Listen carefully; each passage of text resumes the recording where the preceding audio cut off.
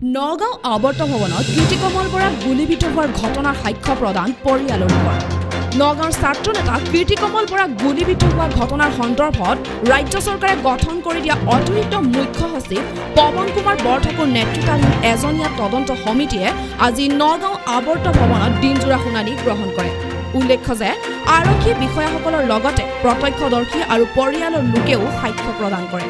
আমি পুনৰবাৰ জনাইছো নগাঁও আৱৰ্ত ভৱনত কিৰ্তি কমল বৰাক গুলীবিদ্ধ হোৱাৰ ঘটনাৰ সাক্ষ্য প্ৰদান পৰিয়ালৰ লোকৰ।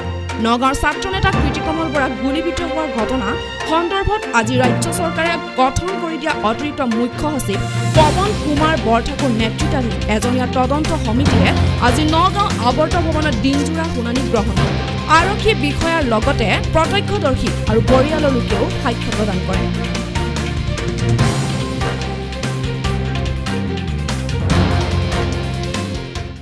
যিখিনি প্ৰত্যক্ষদৰ্শী আছিল সেই তেওঁলোকৰ পৰা ভাষ্য লৈ আছে আৰু তেওঁলোকৰ পৰা আমি আশাবাদী যে আমি ন্যায় পাম বুলি, উচিত বিচাৰ কৰিব বুলি আমি আশাবাদী যে কিৰ্তি কমল বৰাই ন্যায় পাব। কিন্তু যদি ন্যায়ালয়ৰ প্ৰতি বা ন্যায়ৰ প্ৰতি অসমৰ বা নগাঁওবাসী ৰাইজৰ যিটো আস্থা আৰু যিটো বিশ্বাস, সেই বিশ্বাস মই দৃঢ় বিশ্বাস ৰাখিছোঁ যে তেওঁলোকে কোনো কাৰণত ভংগ নকৰে। কাৰণ বহু সময়ত দেখিছোঁ যে এনেকুৱা ধৰণৰ শুনানিবিলাকে কেতিয়াও কিন্তু ৰাজহুৱা ৰূপত তেওঁলোকে ঘোষণা নকৰে, তেওঁলোকৰ খালি বন্ধ খাঙৰ ভিতৰতে তেওঁলোকে ৰাখি থৈ দিয়ে। ইয়াত তেনেকুৱা হ'ব নালাগে। যিহেতু ৰাজহুৱা শুনানি হৈছে তেওঁলোকে ৰাজহুৱা কৰিব লাগিব আৰু তেতিয়াহে কিৰ্তি কমল বৰাই কিন্তু ন্যায় পাব। ভাবিছোঁ আমি ন্যায় পাম।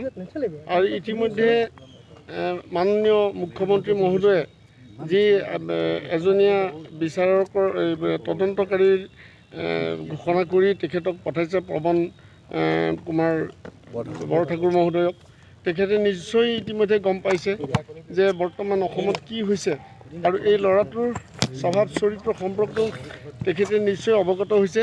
সেই লোকৰ ঘৰত টিউচন কৰি ঘূৰি ফুৰা ল'ৰা এটা এনে কাৰ্যত লিপ্ত হ'ব পাৰে নে নোৱাৰে তেখেতো নিশ্চয় এই সম্পৰ্কে অৱগত হৈছে। মই সেইকাৰণে কৈছোঁ মাননীয় মুখ্যমন্ত্ৰীৰ পৰা আৰম্ভ কৰি সৰৰ সমষ্টিৰ বিধায়ক আৰু আমাৰ আজি যি এজনীয়া যি তদন্তৰ যি দায়িত্ব দিছে তেখেতেও নিশ্চয় ইতিমধ্যে বুজি পাইছে। এটাই কাৰণ হৈছে যে আমাক ন্যায় লাগে।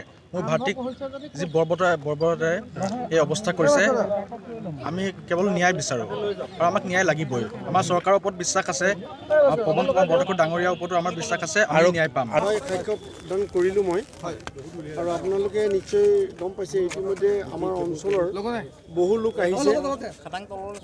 আহিছে আৰু তেখেতসকলৰ সাক্ষ্য তেখেতসকলে লৈছে আৰু আমিও সাক্ষ্য দিলোঁ। গতিকে মই তেখেতৰ ওচৰত এটা অনুৰোধ জনাইছোঁ।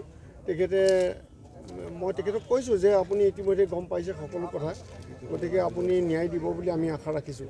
এইখিনিকে মই তেখেতক অনুৰোধ কৰিছোঁ আৰু